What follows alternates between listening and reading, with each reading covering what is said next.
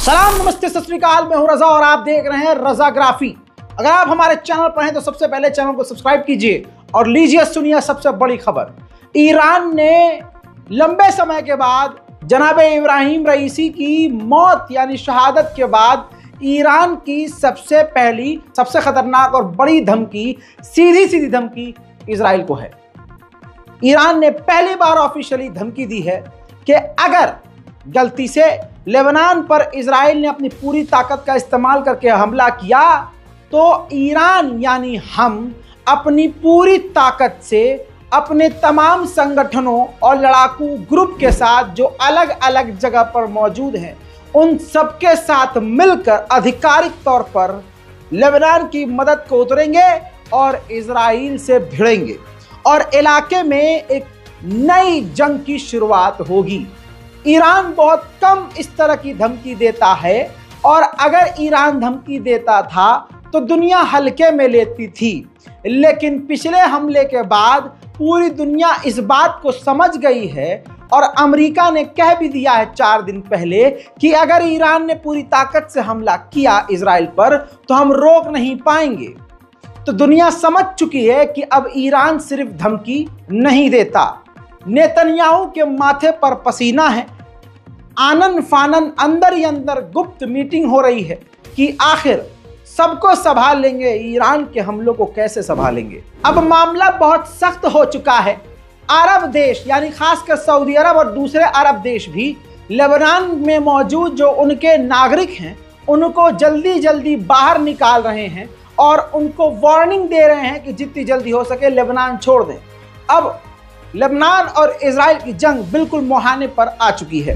अरब देशों का ग्रुप यानी अरब लीग, उसने कुछ अच्छा किया हो या ना किया हो, लेकिन एक मोरल सपोर्ट हिजबुल्लाह को देकर हिजबुल्लाह के लिए बहुत मजबूत रास्ता बना दिया है।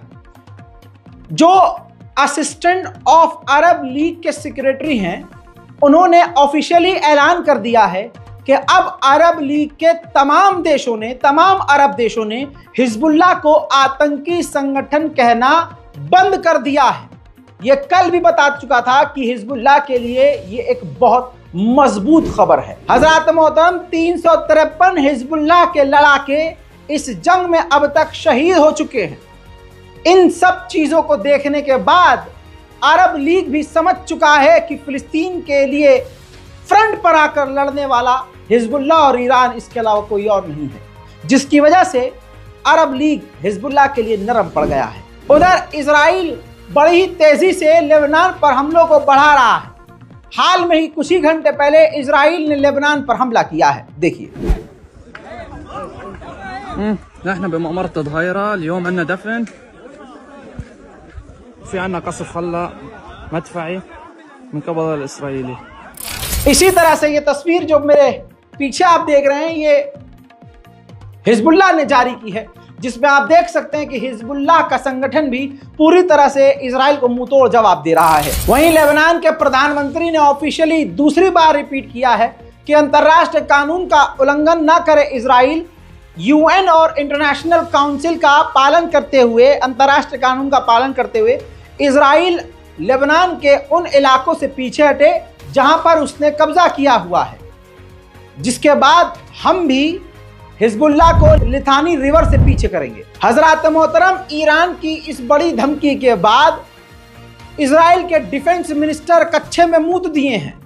अब उनका बयान यह आया है, जो कल तक कह रहे थे कि लेबनान को मिटा देंगे, बयान उनका अब यह है कि हिजबुल्लाह से, लेबनान से इजराइल जंग नहीं चाहता, बातचीत का रास्ता हमारे टेबल पर हमेशा पड़ा रहता है। उधर बहरीन ने यूएनएचआरसी से रिक्वेस्ट की है कि आप अपनी संसद में लेबनान और इजराइल की शांति के लिए कानून और रेजोल्यूशन पास करें।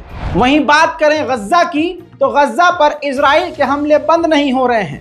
अब तक 37,500 से ज्यादा फिलिस्तीनियों की गाजा में शहादत हो चुकी है और ये आंकड़े बढ़ते जा रहे हैं। हमास ने गाजा की इस बुरी हालत का जिम्मेदार इजराइल को ठहराते हुए खुलासा किया है कि सीज फायर की कोई भी बात आगे नहीं बढ़ी है। जो कुछ भी मीडिया में चल रहा है सब हवाबाजी। इजराइल के हमलों की शिद्दत यह है कि एक ही रात के अंदर रफ़ा के अंदर से 60,000 फिलिस्तीनियों ने, गाजियंस ने अपने मकानों को छोड़ दिया है। सुन लीजिए, इजिप्ट में जो गिज़ा पिरामिड है, उन पिरामिड की जो ऊंचाई चौड़ाई लंबाई है, उतने बड़े पिरामिड गाजा के अंदर बन सकते हैं। इतना गज्जा के अंदर मलबा इकट्ठा हो चुका है। गज्जा के लोग प्यार करने वाले हैं, फिलिस्तीन के लोग मोहब्बत बांटने वाले हैं, हथियारों को प्यार से जवाब देने वाले हैं, हमलों को पलटकर मोहब्बत से जवाब देने वाले हैं। उसका लाइव एग्जांपल यह है कि आर्टिलरी शेल की तस्वीर को देख लीजिए। एक बम के शेल को उन्होंने फ्लावर पॉट में तब्दील कर दिया है। वहीं मेरे दोस्तों, फिलिस्तीनी भारी मात्रा में अपने अपने इलाकों को छोड़ते हुए नजर आ रहे हैं। देखिए,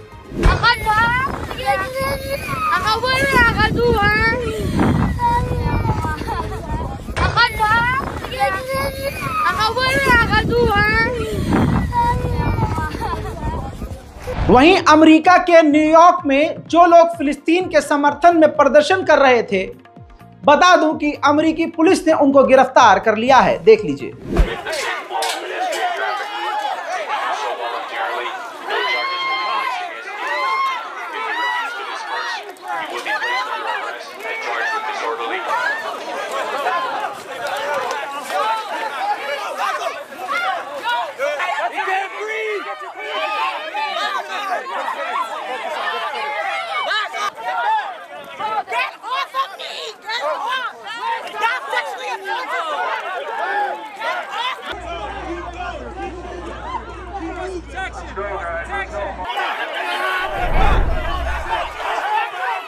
वहीं स्पेन ने खुलकर कह दिया है कि साउथ अफ्रीका ने इजराइल के खिलाफ जो केस दर्ज किया है, हम उसको आधिकारिक तौर पर ज्वाइन करेंगे इजराइल के खिलाफ। वहीं इजराइल के अंदर के हाल बताऊं तो इजराइल के अंदर इजराइल के लोग नेतन्याहू के खिलाफ चारों तरफ प्रदर्शन कर रहे हैं कि वो जंग बंद कर दे, देश को खतरे में न डाले और हमारे अपनों को गाजा से वापस लेके आए, हमास से डील करे। देख लीजिए।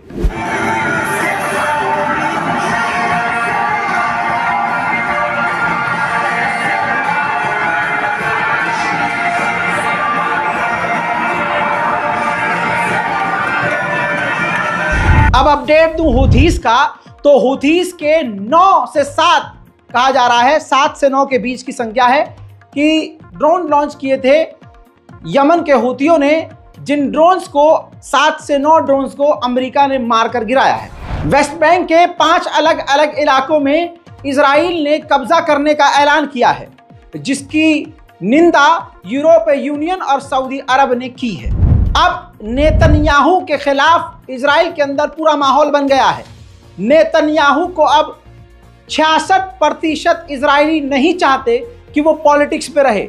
66%, 66% इजराइल के यहूदी चाहते हैं कि नेतन्याहू पॉलिटिक्स से निकल जाए।